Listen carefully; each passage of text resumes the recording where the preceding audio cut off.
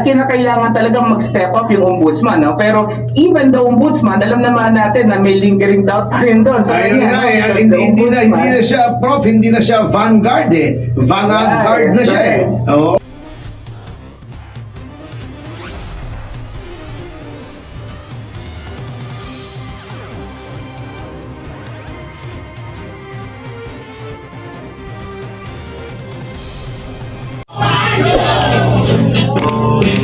Yeah, mga kasama, nagbabalik ang Iyasya Tomasyo at Refer dito Tomasyo. At Miss Juvie de Guzman! Ating oras! Alas 11:48 ng umaga! At babalikan po natin si Director or Professor Froilan Calilong, si Dr. Froilan Calilong. Magandang umaga po ulit, Dr. Good morning, Froy. Doc! Hey guys, good morning. Good morning po ulit. Attorney Idol Tapasio, Ferdy, and Ma'am Judy. Thank you po. Prof, sa tingin nyo, anong nawala? Anong extent ng nawalang impormasyon o resources sa information with respect to the investigation sa mga anomalous flood control projects sa pagkamatay ni Yusek Cabral? Malaki po actually, no? Malaki. Kung titingnan po natin, though we have a secretary, no? We need to understand na yung pong yung karaniwan po kasi yung mga ministerial functions, yun yung pong yung oversight ang ginagawa talaga ng ating secretary, no? But yung mga tinatawag nating detailed transactions, yung talaga mga administrative elements primarily, these are actually being given to the undersecretaries, no? Kaya nga marami tayong undersecretaries sa bawat departamento at sila talaga yung nakatutok primarily doon sa mga kanya-kanyang programa, proyekto at polisiya ng ating pamahalaan. So kung sa lawak at lalim ng karanasan at kaalaman, I think masasabi ko talaga, no, we really lost an integral piece in this puzzle we call the flood control scandal, mainly. Okay.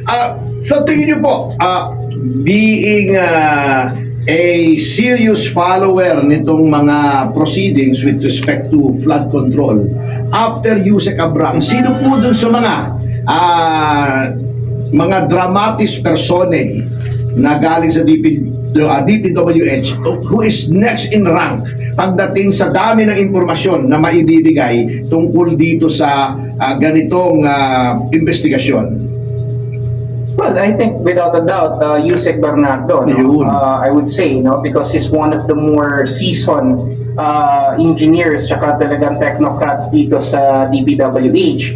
I believe siya talaga yung mas marami pang maibibigay sa atin. Although, I think marami na naman siyang naibigay sa atin ng mga pyesa, no, ng mga nakaraang hearings. But I think we could definitely get a lot more from him in the coming days. Yun yung sanang gusto natin ditong makita sana, no, Torny? Because we really need everything that we could have at the moment to shed light on this issue, especially now that the ICI is already conducting their investigation at sabi nga nila nagla-livestream na sila, although iisa pa lang yun na Iisa pa lang, yeah, there's this lingering doubt on the part of the people as to the veracity and the validity of the investigation and the integrity of such.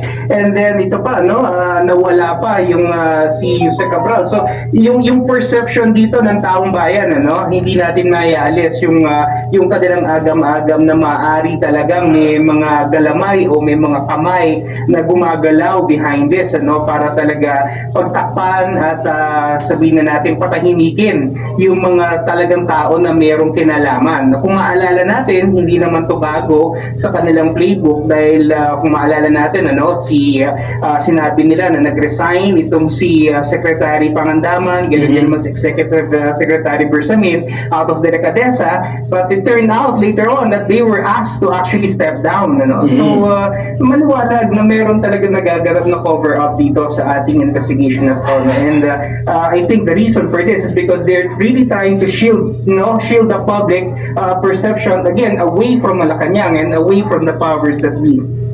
Okay, sabi nyo, there is this lingering doubt sa mga utak ng ating mga kababayan na may cover up, hindi malalaman ng katotohanan. Para sa inyo po, what will it take for the government to do para mawala po itong mga dudang ito sa isipan ng ating mga kababayan?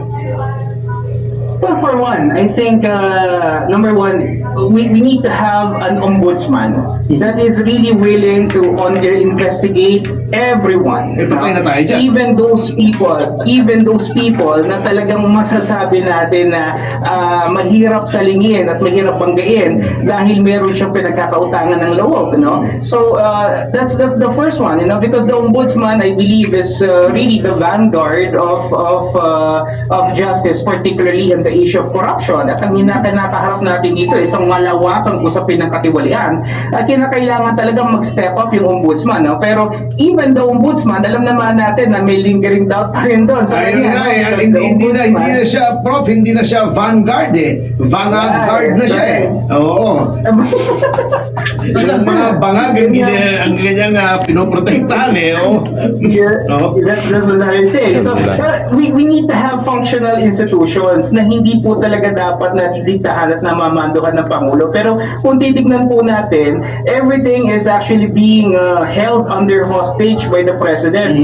We have the Congress under him. We have even the Supreme Court or the justices to some extent are also siding with him. The DOJ definitely is under his control, and the cabinet definitely will be under his whim. So it's really hard, and unless the President will really try to say that he is willing to undergo whatever it is that the demands, like for example, full accountability ng kanyang lahat ng kanyang pondo, including his confidential funds, yung pagkakalink niya rito sa flood control issue, the insertions, the signing of the GA, even the public is demanding that he submits himself to a hair follicle test. I think all these things will somehow clear the doubts on the minds of the public.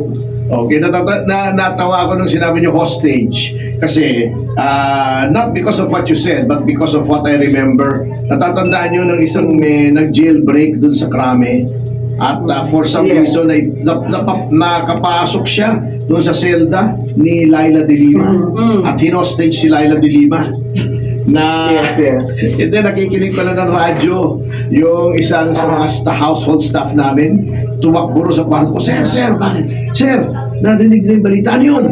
Si Senator de Lima ginawang hostess. Ginawang hostess! Yung pala hostage. Mali yung rinig niya. Kaya natawa ko. Anyway, Prof, may meron pala kayong mga huling pasabi sa panahon ito para sa ating mga kababayan tungkol sa issue nitong flood control chuchu? Well, basically po, yung lagi ko pong sinasabi, we have to be relentless. We have to stay vigilant, Alam niyo po, ang ating pong pamahalaan, maliwanag po yung kanila pong playbook dito, yung ginagawa nila. Number 1, denial. Number 2 is deflection. Number 3, disorientation sa ating mga kababayan.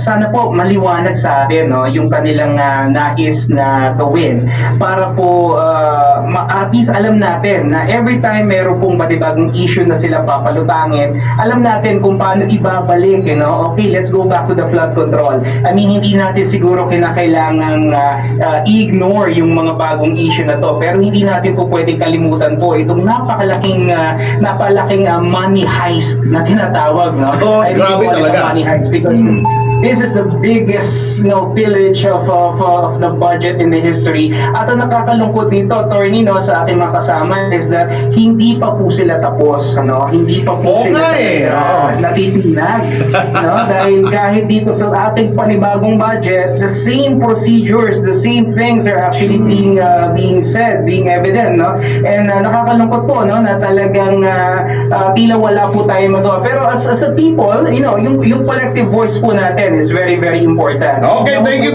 Prof. Pasensya na. I have to cut you off here sapagkat magbibigay daan na po tayo sa ating susunod na programang Senyor Balita! kasama si Senyor Ray Pacheco! Kaya po, ito po sa team, Mr. Sex Appeal Topacio. At ako naman si Miss Juvie de Guzman! Iwan po ng mga katagang susupil sa inyong pagnanasa. Kikitil sa inyong mga kasalanan! At titi mo! Sa inyong kaisipan ay...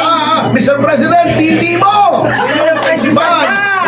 Wow! Makiki Update! Oh, join us! 1,